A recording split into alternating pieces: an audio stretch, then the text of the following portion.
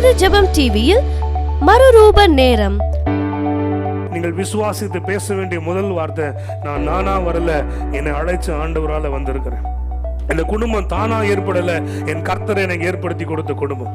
இந்த பிசினஸ் தானா வரல, என் கர்த்தர் கட்டி கொடுத்த பிசினஸ். இந்த வேலை தானா நடக்கல, என் தேவன் என்னை அந்த ஸ்தானத்தில் கொண்டு போய் நிறுத்தி இருக்கிறார். சத்துருவே நீ எப்படி வந்தாலும் சரி, என் உடன்படிக்கையின் தேவன் என்னோடு கூட இருக்கிறார், அவர் என்னை விட்டு கொடுக்க மாட்டார். Highway Tabernacle Ministries presents Transformation Time every Thursday at 7:30 p.m. Don't miss it on Jebam TV. 2 நாளாகமும் 13ஆம் அதிகாரத்துக்கு உங்கள் வசனங்களை திருப்பும்படி அன்போடு கேட்டுக்கொள்கிறேன்.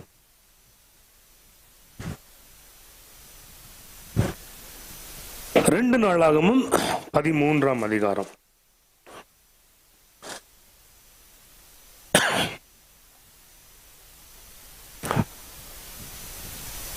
18வது வசனம் தான் இன்னைக்கு நம்ம தியானிக்கிற வசனம். 2 நாளாகமும் 13, 18வது வசனம். யாரோ ஒருத்தர் வாசிக்கிறீங்களா? 18வது வசனம்.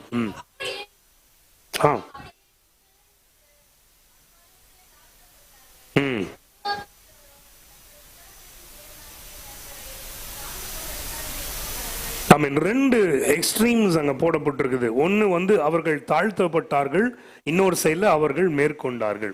ரெண்டுமே ஆப்போசிட்டான 2 காரியங்கள் சொல்லப்பட்டிருக்கிறது. ஒரு பக்கம் தாழ்த்தப்படுகிறார்கள், ஒரு பக்கம் அவர்கள் மேற்கொள்ளுகிறார்கள். அந்த மேற்கொள்வதற்கு காரணம் என்ன அப்படின்றதான் இன்னைக்கு நம்முடைய தியானமாக இருக்க போகிறது. இஸ்ரவேல் புத்திரர் அக்காலத்திலே தாழ்த்தப்பட்டார்கள். நல்லா என்னோட கூட சேர்ந்து நான் அடுத்த லைன் வாசிங்க. யூதா புத்திரரோ தங்கள் பிதாக்களின் தேவனாகிய கர்த்தரை சார்ந்து கொண்டதினால. ஹல்லேலூயா. அந்த tag line you should never forget. தங்கள் பிதாக்களின் தேவனாகிய கர்த்தரை அவர்கள் சார்ந்து கொண்டதினால அவர்கள் மேற்கொண்டார்கள். தேவனை சார்ந்து இருக்கிற ஒவ்வொரு மகனும் ஒவ்வொரு மகளும் மேற்கொள்ள முடியும். எத்தனை பேர் விசுவாசிக்கிறீங்க? ஹல்லேலூயா. ஏன்னா word of God confirms to us that you and I have been called to be as overcomers, more than conquerors.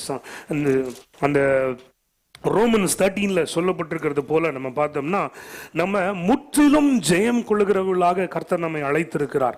அந்த மேற்கொள்ளுகிற அனுபவம், முற்றிலும் ஜெயம் கொள்ளுகிற அனுபவம் நமக்கு வருவதற்கு ஒரே ஒரு காரணம் என்னவா இருக்கும் அப்படின்னா, தேவனை சார்ந்து வாழ்கிற அந்த வாழ்க்கை. ஹல்லேலூயா. அந்த திராட்சை கொடியை குறித்து ஆண்டவர் ஓமையாக பேசும் பொழுது ஆண்டவர் இப்படியாய் சொன்னார், நீங்கள் என்னில் நிலைத்திருங்கள், அப்பொழுது மிகுந்த கனிகளை கொடுப்பீர்கள். என்னில் நிலைத்திருங்கள். திரும்பியும் பார்த்தீங்கன்னா கர்த்தரை சார்ந்து வாழ்கிற வாழ்க்கையினுடைய அந்த ரிசல்ட்டை நம்ம பார்க்கிறோம். So wherever we find people in the word of God, or we find people around us who are people who will rely upon the Lord at all times, அவங்க லைஃப்ல எப்பவுமே பார்த்தீங்கன்னா மேற்கொள்ளுகிற அனுபவம் இருக்கும். அதாவது மேற்கொள்ளுதல் அப்படின்னாலே ஏதோ ஒன்று ஆப்போசிட்டா வந்துருச்சு அப்படின்னு அர்த்தம். கரெக்ட் தானே? ஏதோ ஒரு தடை வந்துருச்சு, அதுதான் அவங்க மேற்கொள்றாங்க. அப்ப என்ன அறிந்து கொள்கிறோம்? தடைகள் வருவது ஒரு மனுஷனுடைய வாழ்வில் இயல்பு. நிறைய பிரச்சனைகள் வரலாம், தடைகள் வரலாம், மனுஷர்கள் எழும்பலாம், விரோதிகள் எழும்பலாம். இப்படி எல்லாரும் எழும்பும் பொழுது 2 ரிசல்ட் தான் அது நடக்கும். Either you சக்கம் to the problem that is against you. So அந்த பிரச்சனைக்கு ஒரு விக்டிமா மாறி நீங்க அப்படியே உங்க வாழ்க்கை இழந்து போயிருங்க. Are you become a over comer, you become victorious. நீங்க அந்த ப்ராப்ளமை ஜெயித்து வெளியே வரீங்க. இந்த 2 அவுட்கம் தான் அதுல இருக்க முடியும். இல்ல காலம் ஃபுல்லா போராடி போராடி போராடி அதோட ரிசல்ட்டும் என்ன, சோர்ந்து போய் நாம we will give up on life and we will die off. அவ்வளவுதான். ஆனா ஆண்டவர் இன்னைக்கு நம்ம எந்த வகையில் இருக்கும்படி அழைத்து இருக்கிறார்? சோர்ந்து போய் நம்ம ஆண்டவர் லைஃப் கிவ் அப் பண்ணிட்டு நம்ம உடைஞ்சு போய் அப்படியே நம்ம மறைந்து போகிறதுக்கு கர்த்தர் நம்மை அழைக்கல. தேவன் நம்மை அழைப்பு என்னன்னா, தடைகளை உடைத்து முன்னேறும்படி ஆண்டவர் அழைத்திருக்கிறார். ஒரு ஆமென் சொல்லுங்க பார்க்கலாம். ஹல்லேலூயா. எதிரிகளை வீழ்த்தி முன்னேறும்படி கர்த்தர் நம்மை அழைத்திருக்கிறார். மலைகளையும் சிகரங்களையும் ஏறி தொடும்படி தேவன் நம்மை அழைத்திருக்கிறார். நம்மை அழைத்து ஆண்டவர் ஜெய கிறிஸ்து நம்மையும் ஜெயமுள்ளவராக நடத்துவார். அப்போ நம்ம மேற்கொள்ள வேண்டும் என்றால் இன்னைக்கு உங்க வாழ்க்கையில உங்களுக்கு எதிர்த்து வந்து நிற்கிற காரியங்கள் எவைகள் என்று இன்னைக்கு காலையில I want you to just run your mind through your life. ஒரு நிமிஷம் உங்க மைண்டை சுத்தி அப்படியே உங்க வாழ்க்கையை சுத்தி உங்க மைண்ட் ஓடட்டும். இன்னைக்கு ஒரு செகண்ட் உங்களுக்கு விரோதமா வந்து நிற்கிற காரியங்கள் என்ன? எல்லா சூழ்நிலையும் எதிரிகள் இருக்க மாட்டாங்க. சில நேரங்கள் உங்களுக்கு ஒரு வியாதியா இருக்கலாம், ஒரு பணக்குறைவா இருக்கலாம், இல்ல ஒரு ஆபீஸ்ல ஏற்பட்டிருக்க ஒரு சூழ்நிலையா இருக்கலாம், குடும்பத்தில் ஏற்பட்டிருக்க சில பிரச்சனைகளாக இருக்கலாம். நிறைய நேரங்கள் அப்படி எழும்பி வரும் பொழுது நல்லா ஞாபகம் வச்சுக்கோங்க, தேவன் உங்களை மேற்கொண்டு போக ஆண்டவர் அழைத்திருக்கிறார். இந்த faith வந்துருச்சுனாலே, the minute you have the faith that God has called me to be an overcomer, your perspective about the problem will change. Are you all with me? நீங்க என்னைக்கு தேவன் என்னை இதுக்கு தான் அழைத்திருக்கிறான்னு விசுவாசிக்கிறீங்களோ, பிரச்சனையை நீங்க பார்க்கிற விதம் மாறிவிடும். ஹல்லேலூயா. பிரச்சனையை நீங்க பார்க்கிற விதம் மாறிவிடும். ஐயோ என் ஆண்டவரே நம்ம என்ன செய்வோம் அப்படின்னு தீர்க்கதரிசியினுடைய ஊழியக்காரன் வாயிலும் வயிற்றிலும் அடிச்சுட்டு ஓடி போய் சொல்றான். தீர்க்கதரிசி வெளியே வந்து கேட்கிறாரு, என்னப்பா பிரச்சனை, ஏன்பா பயப்படுற அப்படின்னு நம்ம சொல்றான். ஐயோ வந்து பாருங்க அப்படின்னு பார்த்தா அந்த தீர்க்கதரிசியும் அவனுடைய ஊழியக்காரனும் இருக்கிற அந்த மலையை சுற்றிலும் எதிரி நாட்டு ராஜாவுடைய ராணுவம் வந்து சுத்தி வளைச்சிருச்சு. யார? ஒரு மனுஷனை பிடிக்கிறதுக்கு ஒரு பெரிய பெட்டாலியன் வந்து நிக்குது. அப்போ தீர்க்கதரிசி சிரிச்சுக்கிட்டே சொல்றாரு, கவலைப்படாத, அவர்களோடு இருப்பவர்களை காட்டிலும் நம்மோடு இருக்கிறவர் அதிகம் அப்படின்னு சொல்றப்போ அவனுக்கு புரிஞ்சு கொள்ளவே முடியல. அந்த புரிஞ்சு கொள்ள முடியாத சூழ்நிலையில் அவர் ஜெபம் பண்றார், அவன் கண்களை திறந்துடுங்க ஆண்டவரே. அப்போ என்ன பார்க்கறாங்க? அந்த மலை முழுவதுமாய் என்ன பார்த்தாங்க? அக்னிமயமான குதிரைகளும் ரதங்களும் சூழ்ந்து இருக்கிறதை பார்த்தாங்க. What the servant could not see, the master was able to see because of his eyes of spirit. Hallelujah. அப்போ என்ன நடக்குது? தடை வருது, சூழ்நிலை வருது, ஆனால் தேவன் அந்த ஊழியனை மேற்கொள்ளுகிறவனாக மாற்றி வைத்திருந்தார். எத்தனை பேர் புரியுது நான் சொல்றது? ஆண்டவர் இந்த அழைப்பை தான் உங்களுக்குள்ள வைத்திருக்கிறார். இப்போ அந்த தீர்க்கதரிசிக்கும் வேலைக்காரனுக்கும் இருந்த பெர்ஸ்பெக்டிவே மாறிடுச்சுல. அவர் ஐயோ நம்ம அதமாக போகிறோம், நம்ம மடிந்து போக போறோம், என்ன பண்ண போறோம் அப்படின்ற பதற்றத்தில் அந்த சிச்சுவேஷனை பார்க்கிறாரு. ஆனா தீர்க்கதரிசியோ அவருடைய பார்வை வேற மாதிரி இருக்குது. அவர் பார்க்க வேண்டியதை பார்த்துட்டாரு. பிசிக்கலா இருக்கிறது இல்ல, ஸ்பிரிச்சுவலா நடக்கிறத பார்த்துட்டாரு.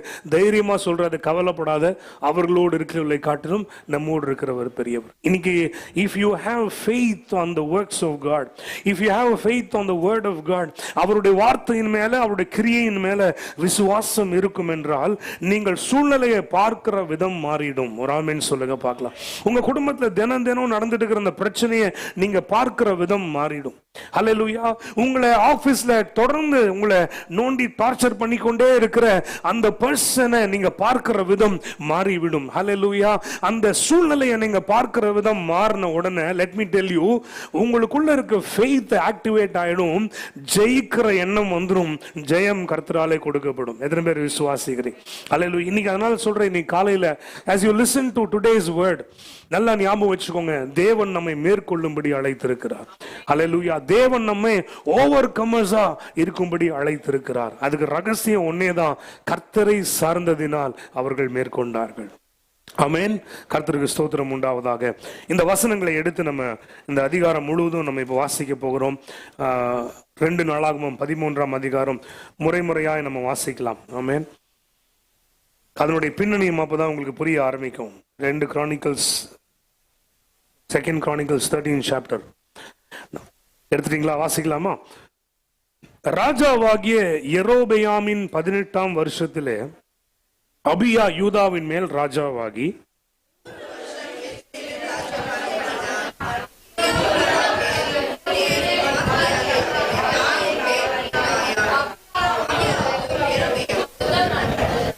அபியா தெரிந்து கொள்ளப்பட்ட 4,00,000 பேராகிய பராக்கிரம சேவகரின் இராணுவத்தாரை யுத்தத்திற்கு ஆயத்தம் பண்ணினான். யெரொபெயாம் தெரிந்து கொள்ளப்பட்ட 8,00,000 பேராகிய பலத்த பராக்கிரமசாலிகளை அவனுக்கு எதிராக யுத்தத்திலே நிறுத்தினான்.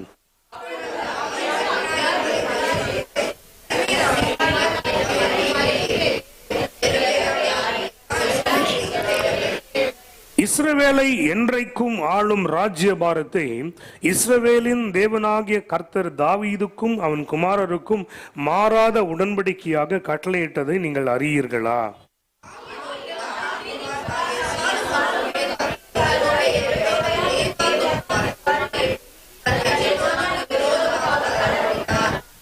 பாகாலின் மக்களாகிய வீணர் அவனோட கூட கூடி சாலமோனின் குமாரனாகிய ரெகோபயாம் அவர்களை எதிர்த்து கூடாமல் வால வயதும் திடனற்றதுமான மனதாய் இருக்கையில் அவனுக்கு விரோதமாய் தங்களை பலப்படுத்தி கொண்டார்கள்.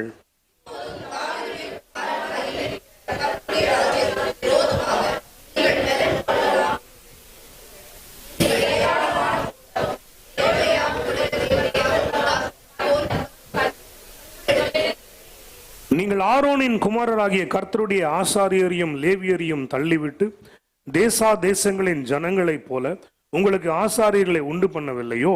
இளங்காலையினாலும் 7 கடாக்களினாலும் தன்னை பிரதிஷ்டையாக்கும்படி வருகிற எவனும் தெய்வம் அல்லாதவைகளுக்கு ஆசாரியனாகிறானே.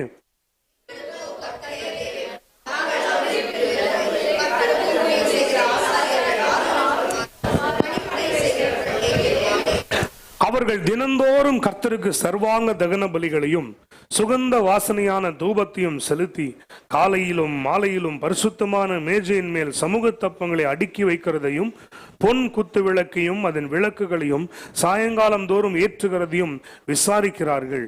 நாங்கள் எங்கள் தேவனாகிய கர்த்தரின் காவலை காக்கிறோம், நீங்களோ அவரை விட்டு விலகினீர்கள்.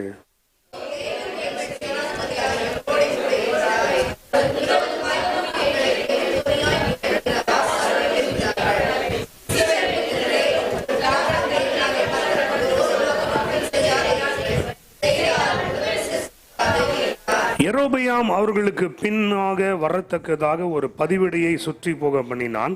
அப்படியே அவர்கள் யூதாவுக்கு முன் இருந்தார்கள், அந்த பதிவிடை அவர்களுக்கு பின் இருந்தது.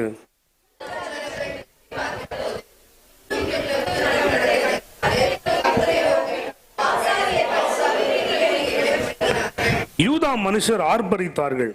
யூதா மனுஷர் ஆர்ப்பரிக்கிற பொழுது தேவன் யெரொபெயாமையும் இஸ்ரவேல் அனைத்தையும் அபியாவுக்கும் யூதாவுக்கும் முன்பாக முறியடித்தார்.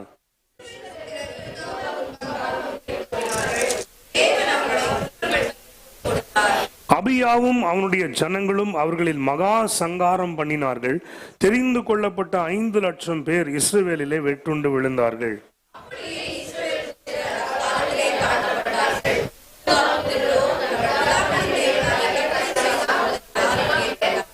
ஹல்லேலூயா, கர்த்தருக்கு ஸ்தோத்திரம். ஆமென். சோ இந்த முழு சம்பவத்தையும் நம்ம இங்கே பார்க்கிறோம். இன்னைக்கு நம்முடைய தியானம் எதுல இருக்க போகுது அப்படின்னா, அவர்கள் கர்த்தரை சார்ந்து கொண்டதினால் மேற்கொண்டார்கள் அப்படின்றத நம்ம பார்த்தோம்.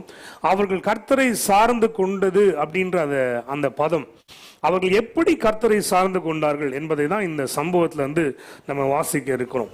You find that the king Abia was able to take victory against all odds.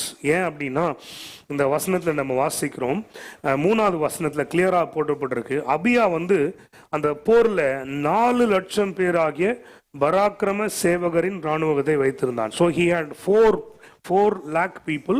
அவங்க பராக்கிரமசாலிகள் என்று போடப்பட்டிருக்குது. அதே யெரொபெயாம் என்ன பண்றாரு அப்படின்னா, தெரிந்து கொள்ளப்பட்ட 8 லட்சம் பேர் ஆகிய பீப்புள். ஸோ இங்க 4 லட்சம், அங்க 8 லட்சம். அதுல இன்னொரு லைன் ஸ்பெசிபிக்கா போடப்பட்டிருக்குது.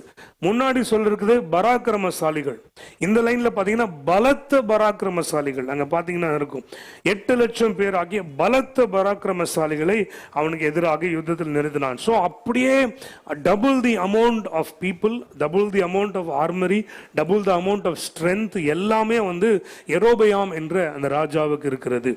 இப்போ இந்த மாதிரி ஆட் சிச்சுவேஷன்ல, அதாவது ஹியூமன்லி கால்குலேட் பண்ணா ஜெயிக்கிறது அப்படின்றது வாய்ப்பே இல்லை. ஏன்னா அப்படிப்பட்ட இருக்குது. ஏன்னா இவங்களுடைய ஸ்ட்ரென்த் வேற, அவங்களுடைய ஸ்ட்ரென்த் வேற, அவங்கள்ட்ட இருக்கிற ஆர்மரி, அவங்கள்ட்ட இருக்கிற வெப்பன்ஸ், அவங்கள்ட்ட இருக்கிற பீப்புள் ரொம்ப ஹியூஜா இருக்காங்க. எந்த வகையில கம்பேர் பண்ணாலும் ஜெயிக்கிறது அப்படின்றது வாய்ப்பே இல்லாத ஒரு சூழ்நிலை. இப்போ அந்த மாதிரி சூழ்நிலையில இந்த அபியா என்ற இந்த ராஜாவுடைய ரெஸ்பான்ஸ் டு தட் சிச்சுவேஷன், அதை தான் இன்னைக்கு நம்மளுடைய ரொம்ப அதிகமாக நம்ம சிந்தித்து பார்க்கணும்.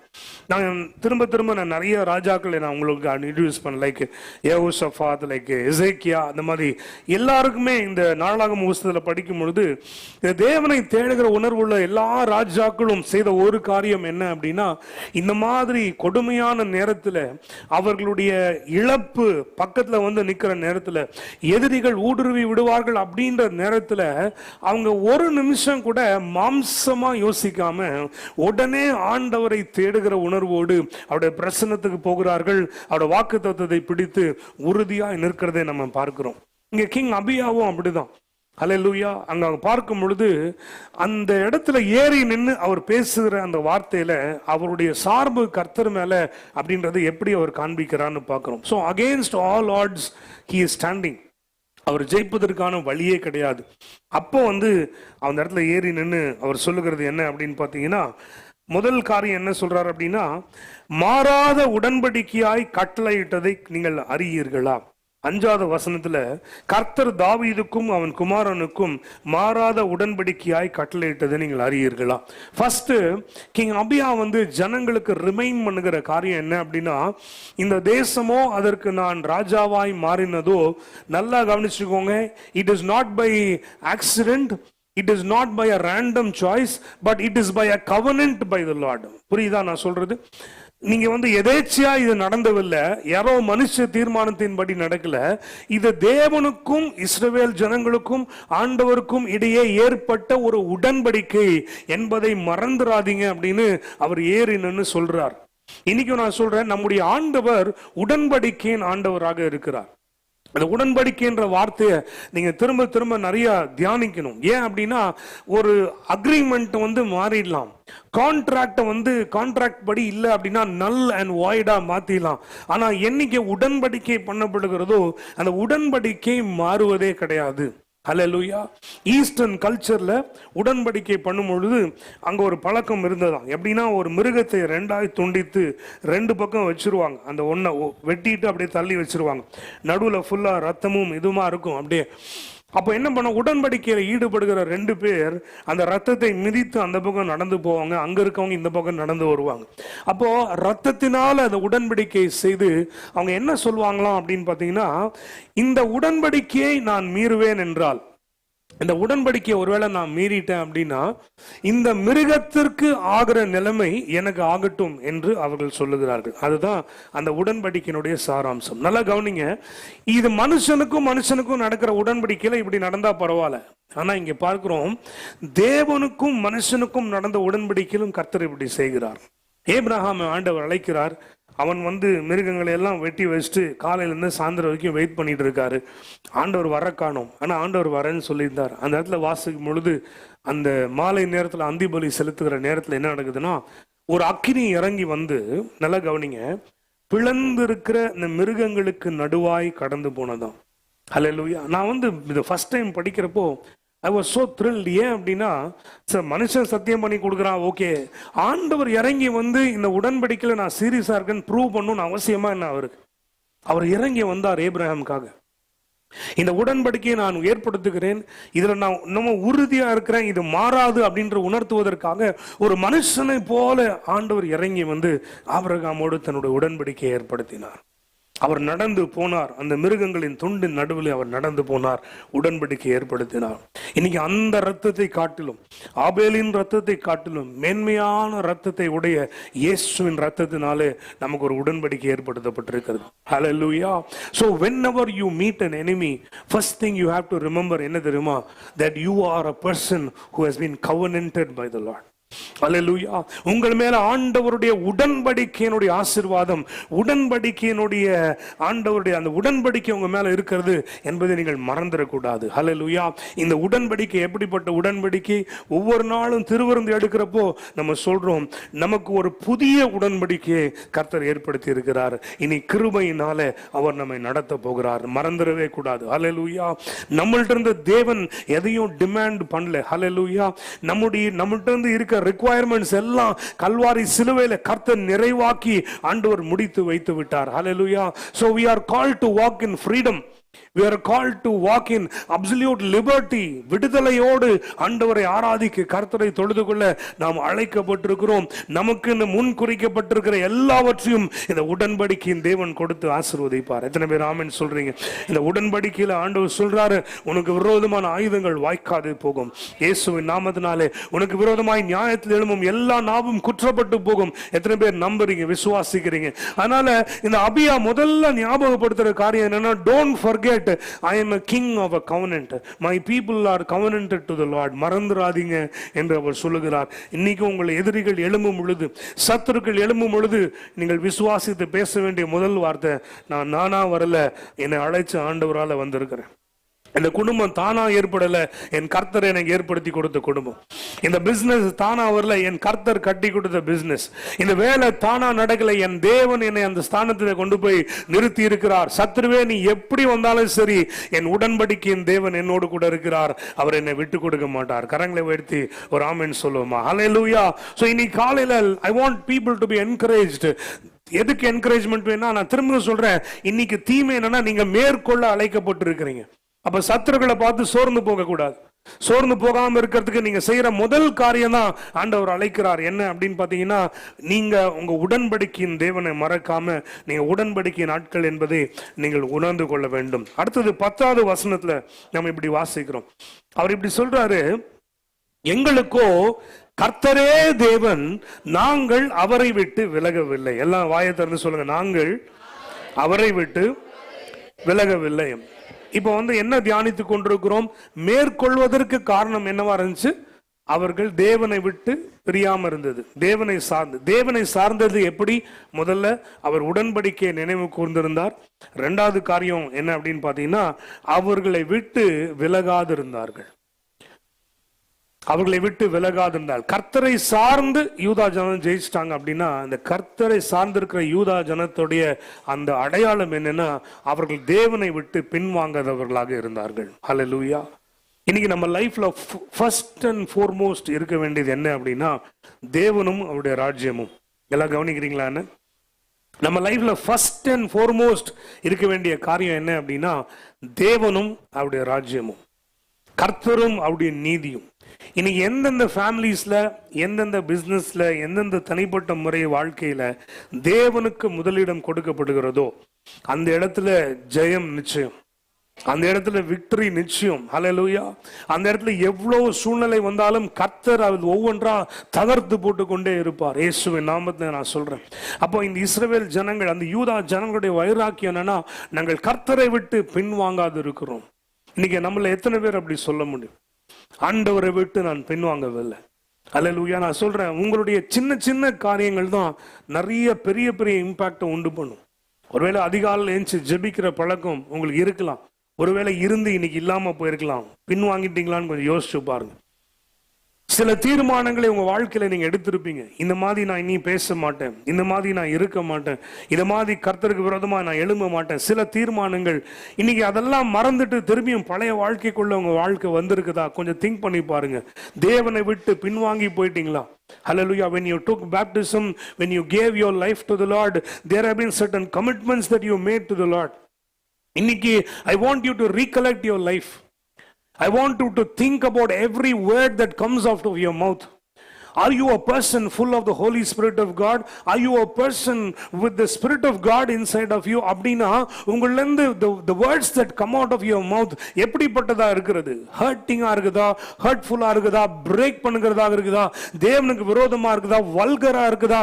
திங்க் பண்ணி பாருங்க. அப்படினா தேவனை விட்டு பின்வாங்கி கொண்டிருக்கிறோம் என்று அர்த்தம். யார ஓவர் கமரா ஆண்டவர் உருவாக்கி வச்சிருக்கிறார் அப்படின்னா, the one who stands with God, he is an automatically an overcomer. அவன் எதையுமே புதுசா செய்ய வேண்டிய அவசியம் இல்லை. அவன் செய்யற ஒரே ஒரு காரியம், அவன் கர்த்தரை விட்டு பின்வாங்குவதில்லை. இன்னைக்கு உங்க வாழ்க்கையில எல்லாருக்கும் என்னுடைய பெரிய சேலஞ்ச் அதுதான். இன்னைக்கு உங்க லைஃப் ஆராய்ந்து பாருங்க, where is God in the equation of your life? உங்க வாழ்க்கையின் சக்கரத்திலே ஆண்டவர் எங்க இருக்கிறார்? If Jesus is the center of your life, உங்க வாழ்க்கையின் மத்தியில இருப்பார் என்றால் உங்க ஆலோசனை அவரிடத்துல இருந்து வரும். நீங்க ஆலோசனை அவர்கிட்ட தான் கேட்பீங்க. எத்தனை பேருக்கு புரியுது நான் சொல்றது? ஹல்லேலூயா. உங்களுக்கு ஒரு குறைவு வருது அப்படின்னா 10 பேர்கிட்ட போய் பேசுறதை விட நீங்க முதல்ல முழங்கால போட்டு ஆண்டவர்கிட்ட சொல்வீங்க, ஆண்டவரே இதுதான் என் பிரச்சனை. ஆபீஸ்ல ஒரு இஷ்யூ, எனக்கு பணத்துல இஷ்யூ, என் பொருளாதாரத்துல பிரச்சனை, எனக்கு சரீரத்துல வியாதி. 10 பேர்கிட்ட நீங்க பேசுறதை விட முதல்ல முழங்கால போட்டு ஆண்டவர்கிட்ட நோக்கி பார்ப்பீங்க. தட் வில் ப்ரூவ் நீ ஆண்டவரை சார்ந்து இருக்கிறேன்னு. இன்னைக்கு என்னோட திரும்பியும் கேள்வி, where is your prayer life? Where is your Bible reading? Where is Jesus in the equation of your life? Think பண்ணி பாருங்க. உங்களுக்கு நீங்களே ஆன்சர் சொல்லிக் கொள்ளுங்க. ஆண்டவர்கிட்ட நெருங்கி இருக்கீங்களா? ஒரு ஸ்டெப், 2 ஸ்டெப், 4 ஸ்டெப் பின்னாடி வந்திருக்கீங்களா? திங்க் பண்ணி பாருங்க. கடினமான நேரங்கள்ல சில நேரம் கர்த்தரை பிடிச்சுக்கிறோம். ஆனா வாழ்க்கை கொஞ்சம் செட்டில் ஆக ஆரம்பிச்ச உடனே நம்மள நிறைய பேருக்கு இருக்கிற பிரச்சனை, கொஞ்சம் ஆண்டவர் விட்டு லூஸ் விட்டு வெளியேற ஆரம்பிக்கிறோம். ஆண்டவரை தேடி ஒவ்வொரு ஜெபத்திற்கும் ஒவ்வொரு ஆராதனைக்கும் நேரம் தவறாம காலம் தவறாம போய் அதிகாலை ஏஞ்சி ஜோம் பண்ணி கொண்டு நமக்கு இன்னைக்கு வாழ்க்கை கொஞ்சம் ஆண்டவர் கம்ஃபர்டபுளா மாத்தணும்னு, சூழ்நிலையை மாத்தணும்னு, ஆண்டவர் பொருளாதாரத்தை தொட்டவுன்னு, காரியங்களை மாற்றின உடனே இன்னைக்கு நிறைய நேரங்கள் நமக்குள்ள ஒரு லெத்தார்ஜிக்னஸ் வந்துருது about the things of God. That is exactly what the devil is waiting to do. That is exactly what the devil is waiting to happen. இன்னைக்கு அந்த பின்வாங்குகிற நிலைமை, அந்த மனசுல இருக்கக்கூடிய அந்த நிர்விசாரத்தை எடுத்து போட ஆண்டவர் உங்களுக்கு அழைப்பை கொடுக்கிறார். நீங்க கதறி அழுது ஜெபித்த நாட்களை யோசிச்சு பாருங்க. உங்க குடும்பத்திற்காக, கணவனுக்காக, பிள்ளைகளுக்காக, வேலைக்காக கதறி அழுத நாட்களை ஜெபம் பண்ணி பாருங்க. அன்னைக்கு நீங்க கதறி அழுது ஜெபம் பண்ணீங்க, ஆண்டவர் உங்கள் ஜெபத்தை கேட்டார். ஆண்டவரை தேடின அந்த உணர்வு, ஆண்டவரை வாஞ்சியாய் பின்பற்றி போன அந்த உணர்வு இன்னைக்கும் அதே பேஷனோட உங்கள்ட்ட இருக்குதா? திங்க் பண்ணி பாருங்க. ஆண்டவர் எதிர்பார்க்கிற காரியம் கர்த்தரை விட்டு பின்வாங்காத ஒரு வாழ்க்கை வேண்டும். ஹல்லேலூயா. கர்த்தரை விட்டு பின்வாங்காத ஒரு வாழ்க்கை. உங்க மனசுல அந்த லிட்டில் ஃபெய்த் இருந்தா போதும், God will come and get hold of you. பீட்டரை பார்க்கிறோம். ஆண்டவருக்காக இதை செஞ்சிருவேன், அதை செஞ்சிருவேன், நான் அவனை மறுதளிக்க மாட்டேன் ஆண்டவரே அப்படி இப்படின்னு இருந்தவர். அவன் அந்த பிரதான ஆசாரியனுடைய வேலைக்காரனுடைய மல்கூசுடைய காதை பட்டை எடுத்து வெட்டினவர். அப்படி ஒரு பயங்கரமான ஜீல் உள்ள பார்ட்டி. எல்லாம் முடிஞ்சதுக்கு அப்புறம் திருப்பி நெட்டை தூக்கிட்டு அவர் தான் போனார். ஐ கோ ஃபிஷிங். அவர் போனோன்னா 4 பேர் கூட நானும் வரோம் அப்படின்னு சொல்லி மொத்தமா கிளம்பி போயிட்டாங்க.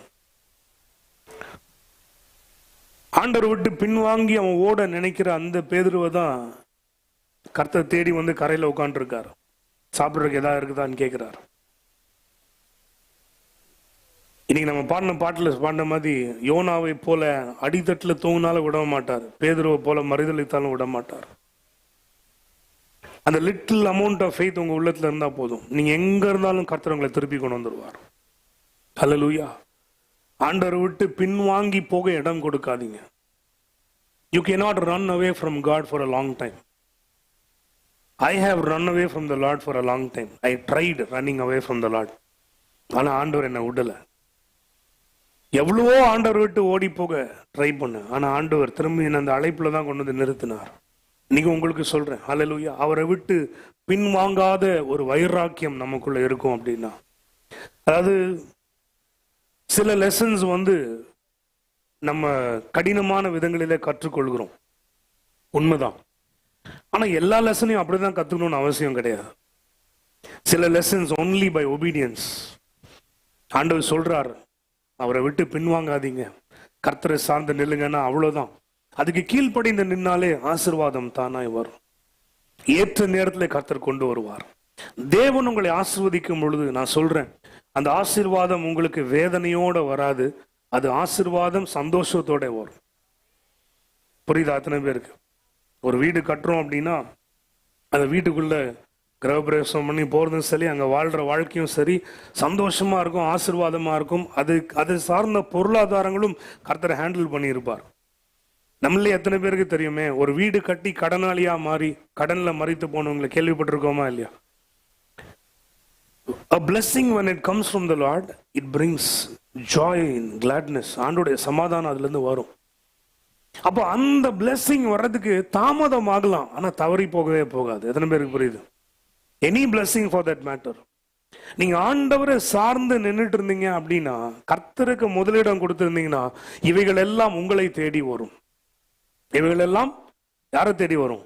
உங்களை தேடி வரும், இயேசுவின் நாமத்தினால. அப்போ அபியா ராஜாவுடைய அந்த தேவனை சார்ந்திருத்தனுடைய 2வது அடையாளம் என்ன அப்படின்னா, அவள் தைரியமா அவருக்காகவும் அவருடைய ஜனங்களுக்காகவும் சொல்றாரு, நாங்கள் அவரை விட்டு விலகவில்லை. ஹல்லேலூயா. நம்மள எத்தனை பேர் இன்னைக்கு ஒரு வைராக்கியமா ஒரு முடிவு எடுக்க முடியும்? ஆண்டவரை விட்டு நாங்க விலகுவதில்லை. நீங்களும் சரி, உங்க பிள்ளைகளுக்கும் சரி, அதை கருத்தாய் போதித்து ஆண்டவரை விட்டு விலகாது இருக்கிற ஒரு வாழ்க்கையை உங்களுக்கு கற்றுக் கொடுக்கணும். ஹல்லேலூயா. கர்த்தருக்கு ஸ்தோத்திரம் உண்டாவதாக. Praise the Lord. அடுத்தது நீங்க பாத்தீங்கன்னா, அந்த 10வது வசனத்துல இருந்து அப்படியே நாங்க வாசிச்சு கொண்டே வருவோம். அப்படின்னு பாத்தீங்கன்னா 10:11 அவர்கள் தேவனுக்கான ஆராதனையை காம்ப்ரமைஸ் பண்ணாம நடத்தி கொண்டிருந்தாங்க என்பதை நம்ம பார்க்கிறோம். ஸோ ஃபர்ஸ்ட் உடன்படிக்கையை நினைவு கூறுகிறார். ரெண்டாவது, நாங்கள் கர்த்தரை விட்டு பின்வாங்காத ஜனம் என்று தைரியமாய் சொல்லுகிறார். மூன்றாவது இங்க பார்க்கிறோம் என்னன்னா, கர்த்தருக்கான ஆராதனைகளில காம்ப்ரமைஸ் பண்ணல அப்படின்றது அவர் சொல்லுகிறார்.